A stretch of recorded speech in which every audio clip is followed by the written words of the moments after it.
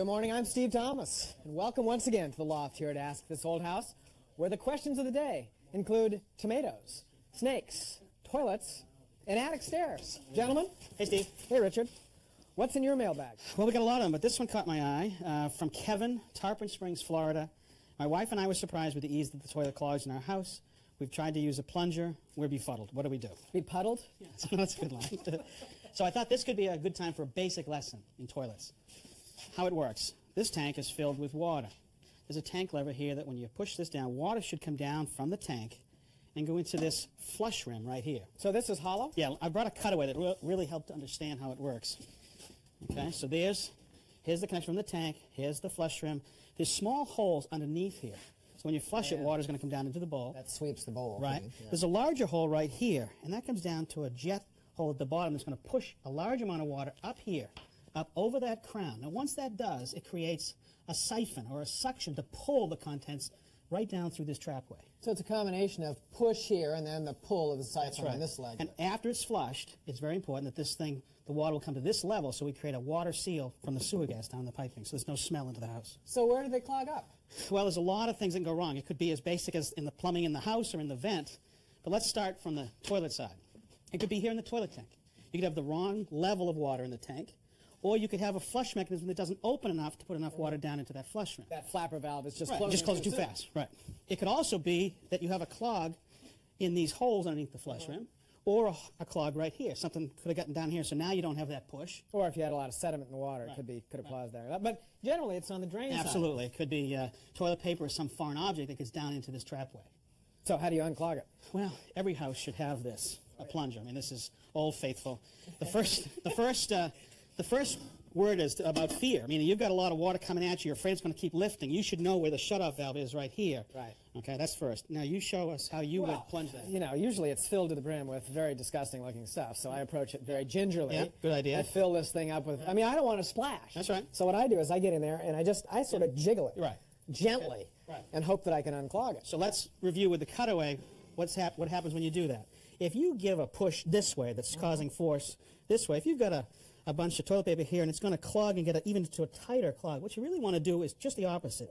You'd like to push down and get a tight seal, and then with a sudden push, pull it to create a vacuum or a pull back this way to draw the clog back we can get at it. And doing that is not for the faint of heart, because you could get a lot of splashing. What if that doesn't do it? Well, the next line of defense is this. This is a closet auger. It's a snake. Well, people call it a snake, but it's actually a tool made expressly for this.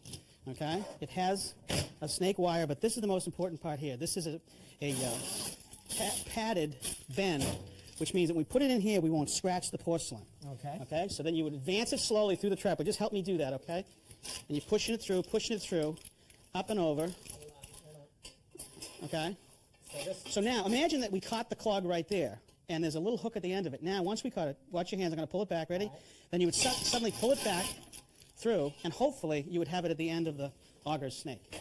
Now, are there occasions when even an auger doesn't clear the clog? Absolutely. There are times. I was thinking of my worst case was one time we just couldn't figure out what it was, and there was a part that looked like this. It was actually a kid's small bracelet. Yeah. And it got down into this trapway like this.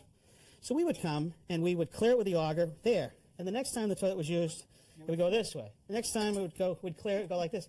And we just, I don't know, we went 3 or 4 times. We finally got so sick of it, we put a new toilet in, smashed this thing, we got back to the shop, and found that's what it was. Sometimes it's cheaper to just break it and make it go away. So there's a lot that can go wrong with There a is. toilet. All right, Richard. Thanks a lot. All right. And now, it's time for What Is It?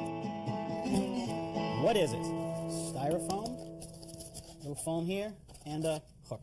Any ideas? I know exactly. Yeah, I do too. Oh, yeah, you all do. You're all so smart. I think I hear the ocean. Remember the old garden speakers they used to have? They were fake, but they were made up to look like rocks? Yeah. Yeah. Then they had the little rock that you would hide your keys in so you wouldn't be locked First out of the place house. I looked for keys. Well, this is the wintertime version. Where is this going? It's made to look like snow. So you just put it outside, and simply take your keys, hang them from the hook. They're supported up so they don't get cold. Yeah. I So when hate you- cold keys. A big guy like you. Well, that's good, Roger. You drop that down and they freeze and you can't get them out of the ground. But actually, how many times have you guys taken a hot cup of coffee to the job in the winter? Yeah. You put it down outside. Before you get back to it, it's freezing. Oh, that is such a problem. Lasts about 30 seconds. This will solve that problem. Hot cup of coffee, walk in, the wind's blowing and it's cold. Inside that little hook All right, watch what that's for. I dropped this over. It now insulates the cup, and now I have a stirrer to keep it. Sugar doesn't settle down. It's very nice. That's inventive. Very nice. He gives you the coffee. Now, you remember the segment you did on hearing protection? Well, this is the one that the expert did not show you. Well, there must be a reason. See, this hook hooks onto your ear. And you tighten it up like this, and one on each side, you're good to go. No, I can't hear you.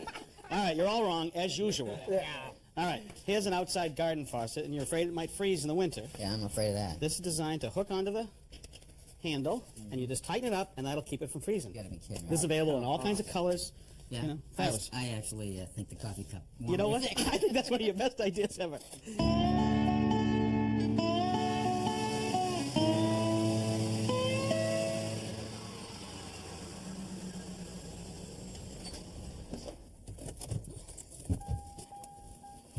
New house.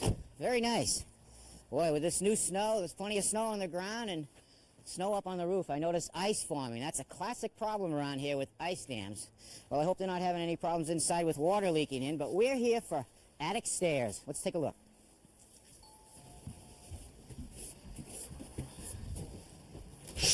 Hi, Good morning. I'm Tom Silva from morning. Ask This Old House. How are you? Jessica. How are Hi, you? Jessica. Hey, Tom. Hey, Tom. That can get confusing, you know. It sure can. Beating the drum. Welcome to the house. Would you like to Thank look you. around? Very nice.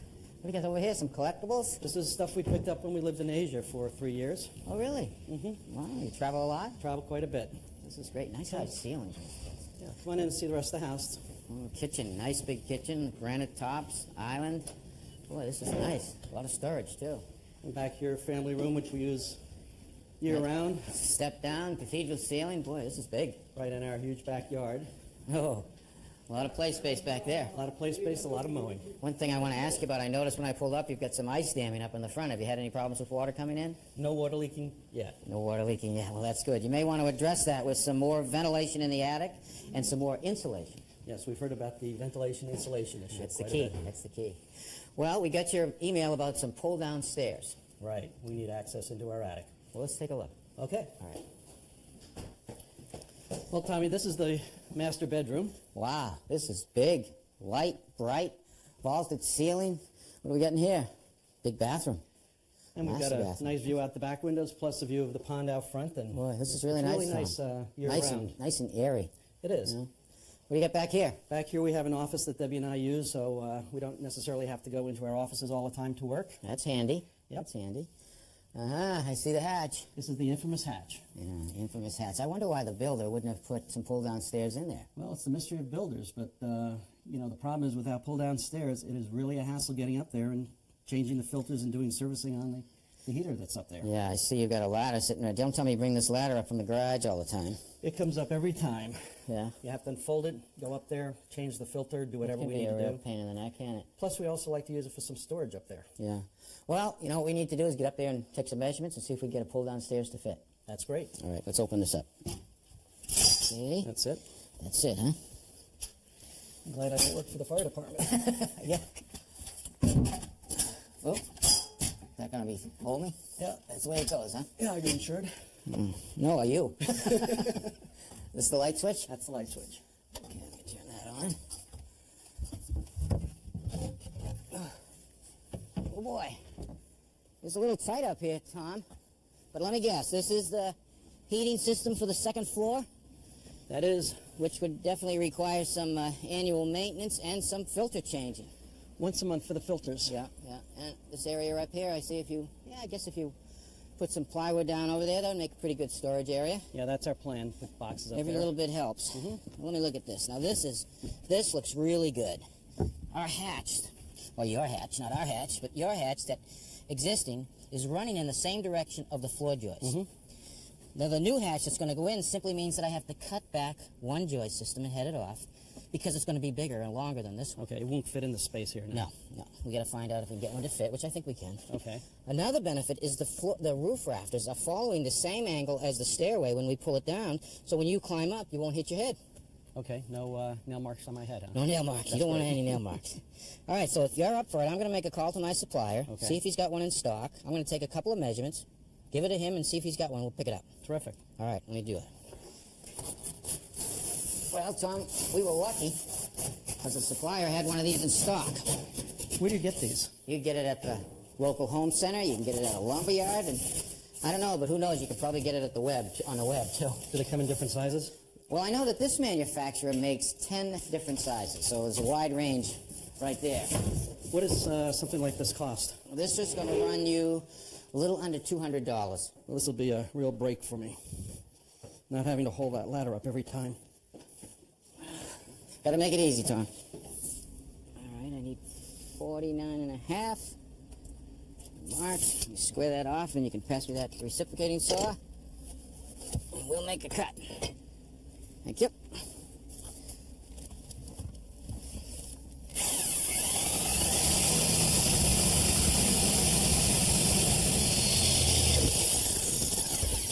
What I did there, Tom, is I cut the nails so that we can remove this piece easily without damaging the plaster on the ceiling.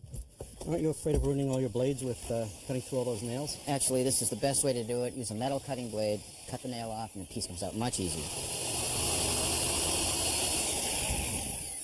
Next, I'm going to cut the trim with my utility knife, so when we pull this away, it won't rip the drywall or damage the plaster.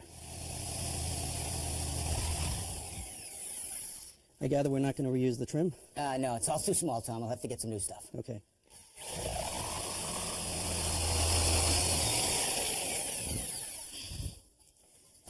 Okay, thanks. Let me pass you these down.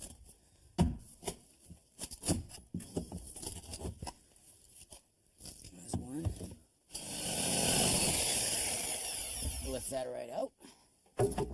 And I have this one side to cut away, and we're in business.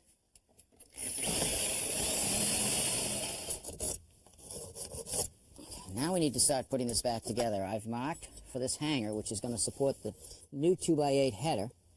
I want to put that on first because I won't be able to get it in afterwards. All right, Tom, that's the last of two pieces that we need to make up our new opening. You want to grab one? I'll grab one. Okay, what I'm doing here is I'm nailing one of these new side joists to the new header. I'm going to slip this right in. Okay,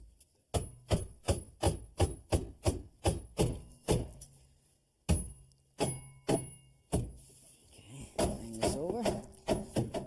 Now here, I can actually drive a couple of spikes in.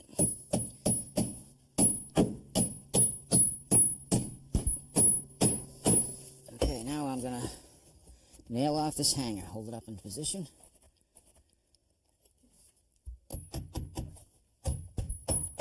Okay, Tom, I'm glad you got that shop vac here because we are now going to enlarge this opening. And I'm going to cut it with the reciprocating saw.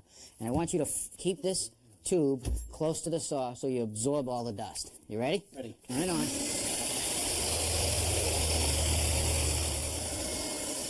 Now this side. Ready? Okay, let's take this piece. Now watch out, we got some stuff on top. Got it. All right, add a couple of fillers and we're ready for the stairs. Now this cleat is going to support the unit until I shim it. Okay, Tom, feel strong? I feel strong. All right, you push your end up high, right on top of the ladder there. There you go. All right, now, I'm going to try to push it up into the opening. Pull that ladder if you can.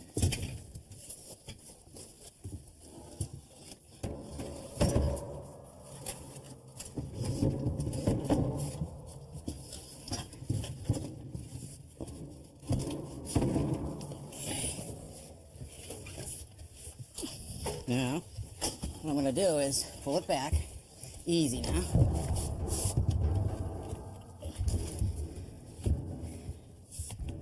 Perfect. That's amazing. It fits.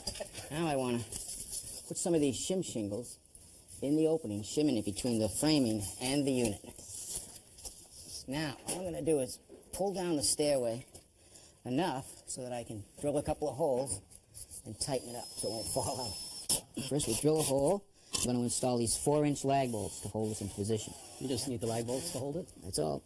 So I get the honors of opening up for the first time? You sure do. Oh, this is terrific. Okay, now just unfold it nice and easy. Okay. Watch out now. There you go. Bring it right down. It's a little bit too long. See that? Yep. Okay, now what I have to do is cut that. What I want to do is I want to fold this up. Now I want you to keep pressure down on the stairway, just slightly, but so that it's like that. You got it? Got it. Nice and firm. Okay, now I'm going to take 2 sticks. I'm going to have you hold this stick up against that stringer. I'm going to take another one for the floor plane. Slide this down just to the point. Up, right. Keep it tight on the stringer. Got it there? Got it. Okay, there's my angle. Now I need to get my length, so I'm going to flip it over. Mark my length. Now I have a template that I can mark on the side of the stringer. Got it with my circular saw.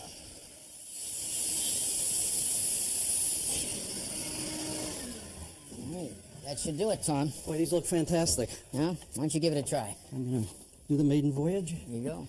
Oh my gosh, this is much better than my ladder. Well, I hope it is. This Come on is- down. We got this a is little more left to fantastic. do. I got to trim the top, and we're in business. Oh, I'm very, very happy with this. And you even cut them to length correctly. Once in a while, we get lucky. Hey, All right, Tom, with these pieces of trim I cut on the miter box, we'll take them upstairs and put them together just like a picture frame. back together, back the way it should be.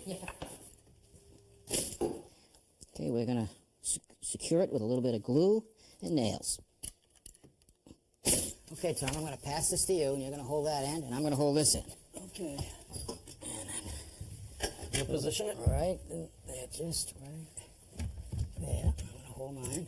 Now I'm just going to tack this right up. Slide your end down to you just a hair. Right there. That's a nice piece of work. Looks pretty good, doesn't it? It does. You do this for a living? I try.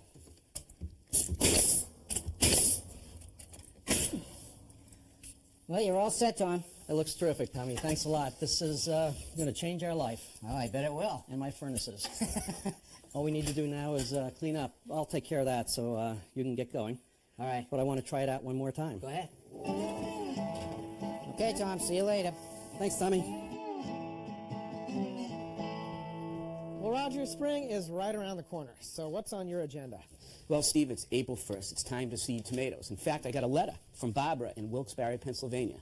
She wrote, I'm a first-time gardener. I'd like to try to grow tomatoes, but I'm not sure if I should start with small, already grown plants or do the seeds myself. So why wouldn't you just go to the garden center and buy plants? Well, when you go to the garden center, you're buying what they grow, the varieties they want to grow. I like to grow heirloom varieties, different varieties, so that's why I do the seeds myself. All right, how do you get started? Well, Steve, it all starts here with a soilless mix. Soilless. This is peat moss, perlite, and vermiculite mixed together, and it's all sterile, no diseases. So you buy this in these plastic bags at the garden center. Right. In this case, I would buy it because I'm going to use so little. You wouldn't bother mixing it yourself.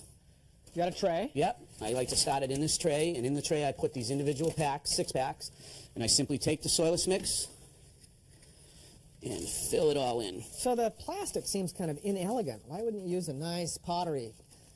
Again, Pot I like want this. as sterile an environment as I can get. So once I get the soil in there, I simply push it down, add some more, grade it off to the top. It's nice and level. So how tight do you want to compact it? You don't want it tight, Steve. You want it firm. Now, one important key is to put a tag in with the seeds. You're never going to know what these individual plants are until they fruit. So this way I know what I'm growing. All right. Anything special about seeds? Well, on the back of each pack, there'll be a date. And that date should be this year's date. Okay? So you're sure you're getting fresh seed. And fresh seed will germinate. Is that the idea? So what I'm going to take is 1, 2 of these per cell. Oh, they're tiny. It's tough to see them. They're really small. Okay? So you just go around and lay 2 in each cell. Why 2? Well, Steve, just in case one doesn't germinate, it ensures I will have 1 per cell. And what if both of them come up? Well, I'll take a look at them, and the strongest one I'll leave, and the smaller one I'll simply cut off with a pair of scissors. Now, once the seeds are laid out, just simply push them down a little bit, about a 1/2 inch. More soil on the Yeah, top? a little more soil on the top. Nice and light. Okay, And that's it? watering. Well, you take a watering can, right? No, just think you're going to force all that water on there. You're going to separate the soil from the seed.